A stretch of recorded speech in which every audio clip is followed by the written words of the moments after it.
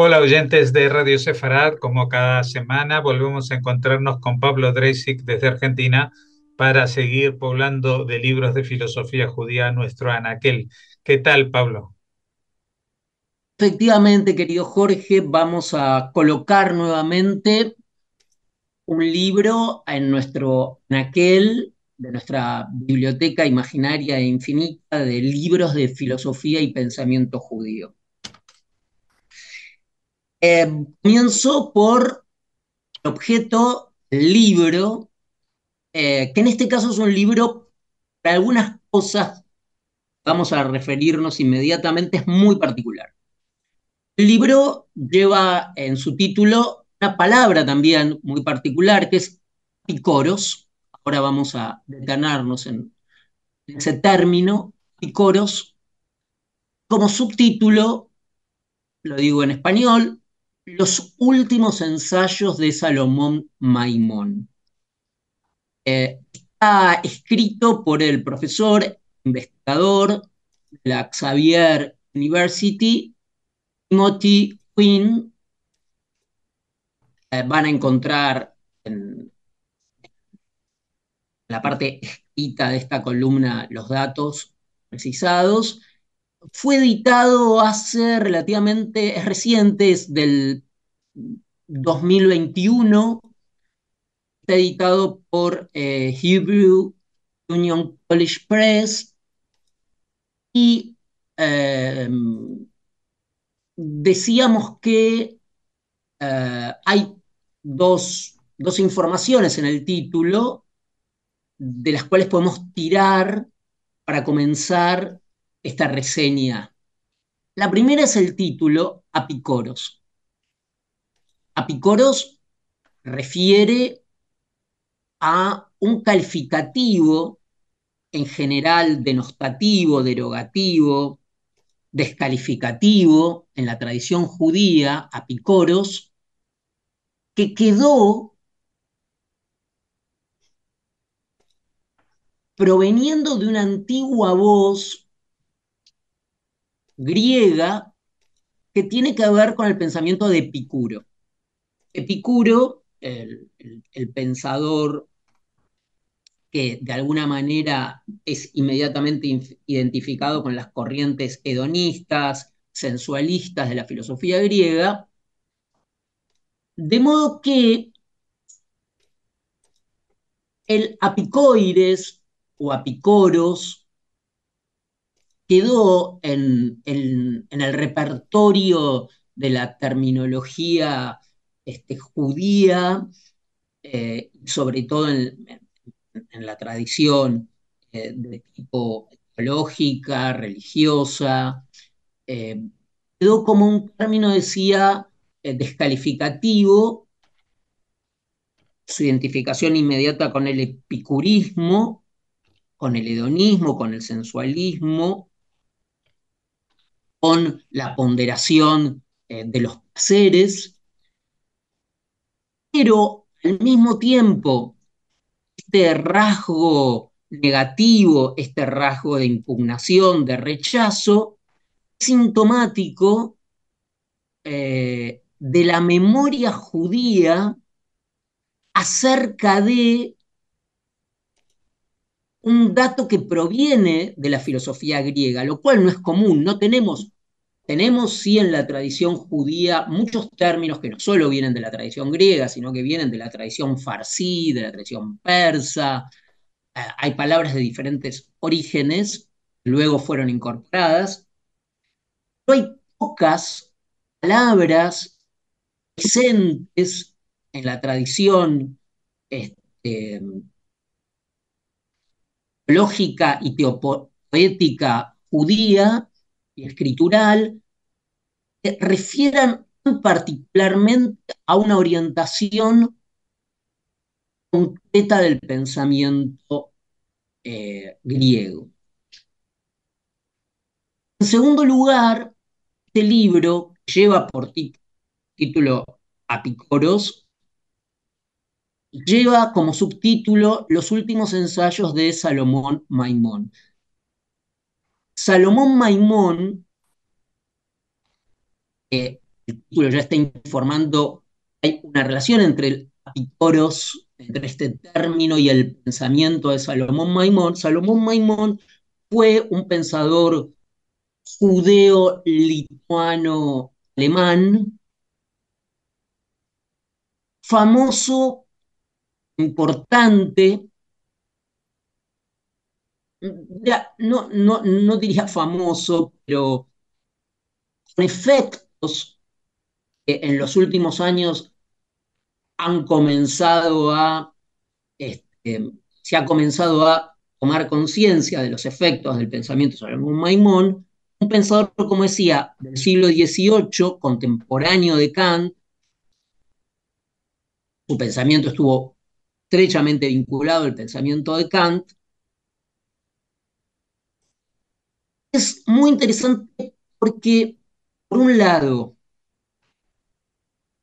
pensadores contemporáneos como Gilles Deleuze en Repetición y Diferencia, o estudiosos de la filosofía kantiana, han reparado la obra de Salomón Maimón como una obra que lograba ofrecer una perspectiva útil para resolver problemas de la epistemología kantiana referidas a problemas muy abstractos y especulativos como la cosa en sí, el problema del conocimiento del mundo, la representación, las categorías kantianas, problemas muy abstractos que pueden llegar a ser abstrusos para un neófito, desde este tipo de problemas tan sofisticados a cuestiones que tienen que ver con la vida judía, intelectual, y no solo intelectual, sino con las condiciones del desarrollo cultural, de la marginación, del acceso a la cultura de los judíos en el siglo XVIII.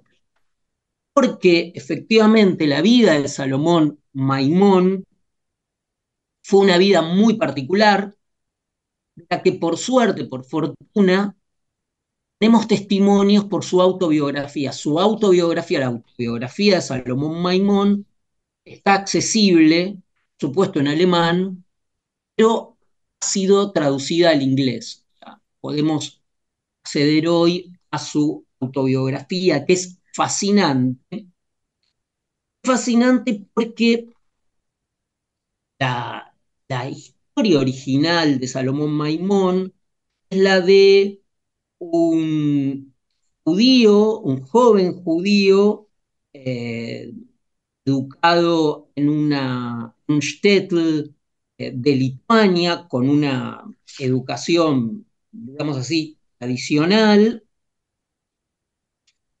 que parte de su hogar original y va en busca del conocimiento, de profundizar sus lecturas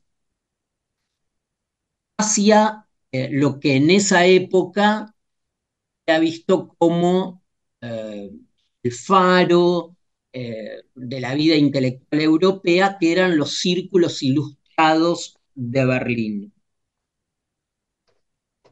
Eh, Precisamente llega a Berlín, esto lo cuenta él mismo en su autobiografía, con un libro de Maimónides y ahí ocurre uno de los primeros episodios eh, graves en las tribulaciones del joven Salomón Maimón, que es rechazado, marginado por los círculos, la comunidad, por la Keilah judía de Berlín, eh, y eh, va de allí a la ciudad de Posen eh, hacia 1777, y en Posen eh, le le ocurre una segunda, una segunda marginación dentro de la comunidad judía a partir de una propuesta de unos jóvenes yeshiva Bújar, estudiantes de Talmud, eh, le proponen a él coordinar una suerte de grupo de estudio de la época, de taller, eh, para leer a Maimónides. Esto tiene como efecto inmediato una reacción en sentido contrario de los padres de los jóvenes, quienes nuevamente levantan acusaciones contra Salomón Maimón por la manera de Sócrates corromper a la juventud, y nuevamente él tiene que irse de Posen.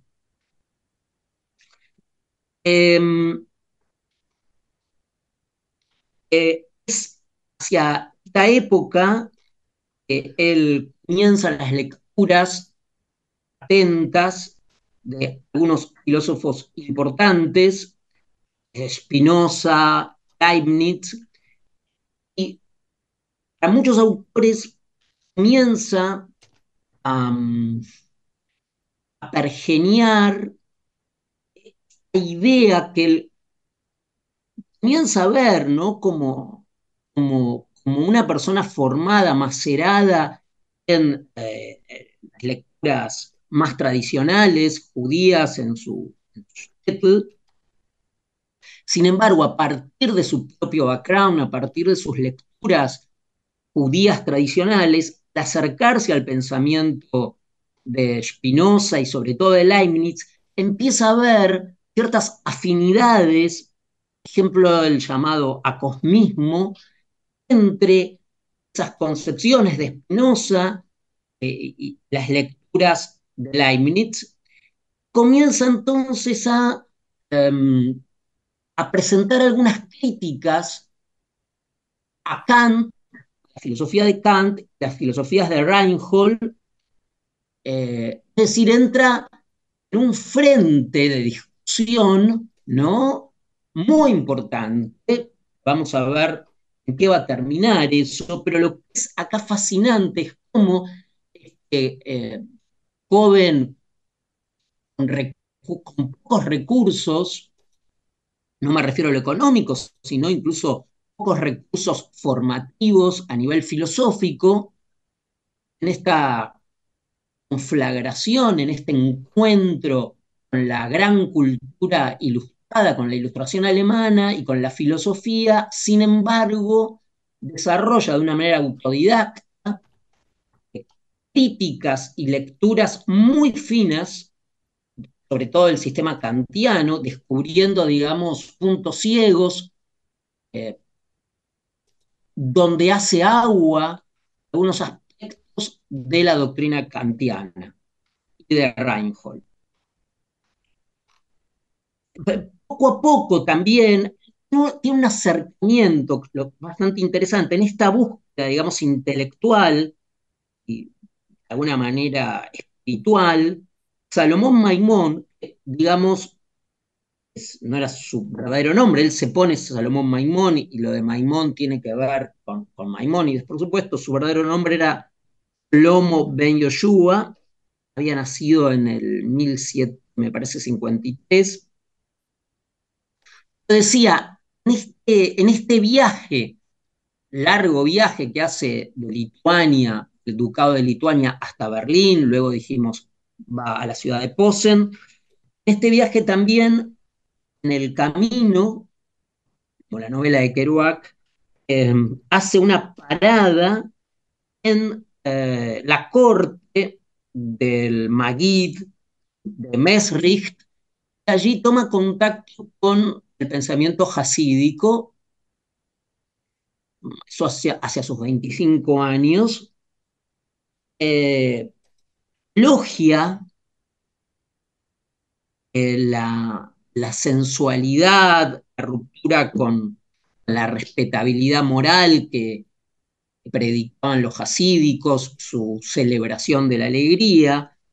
También elogia eh, las pretensiones de perfeccionalidad o perfección personal a la que aspiraba la vida hasídica en sus aspectos más espirituales, pero según él cuenta en su autobiografía, prontamente se va por lo que él consideraba la endeblez de algún modo de sus supuestos filosóficos o teóricos y la manipulación, como en todo este tipo de grupos cerrados, que se hacía de los adeptos. Eh,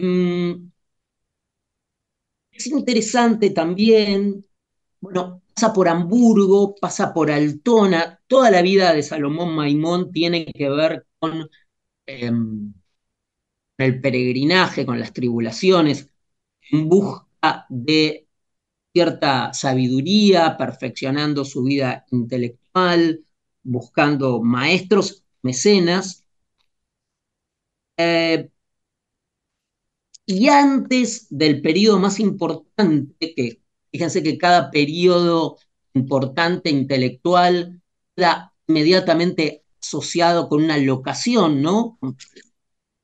El periodo más fructífero intelectualmente de él va a ser en Breslau, pero antes de Breslau, todavía, le entra en relación con dos personas muy, muy importantes de la época. Uno sobre todo es Moses Mendelssohn, el, entre comillas, el líder de la ilustración judía alemana, de la Haskalah, y no solo de la judía, un referente de la ilustración en general en Alemania, y con Marcus Hertz, el doctor Marcus Hertz, era amigo de Kant y amigo de Moses Mendelssohn. Aquí viene lo que mencionamos que es clave en el libro de Timothy Quinn, del profesor Timothy Quinn, es el apicoros. Hay un momento que lo relata el propio Salomón Maimón en su autobiografía, eh, en que Moses Mendelssohn lo había protegido eh, de los múltiples anatemas y conflictos que tuvo con los círculos en los que se integraba de la comunidad judía, en los que entraba en contacto. Moses Mendelssohn lo reprime, lo regaña, le reprocha a Salomón Maimón su modo de vida licencioso, libertino, relajado, en su vida personal. Y lo hace con el término picoros, ¿no? Y la contestación de Salomón Maimón a Mendelssohn es: todos somos epicúreos. O sea, le dice esa frase un poco críptica, un poco esotérica, esotérica en el sentido que su sentido ha sido discutido.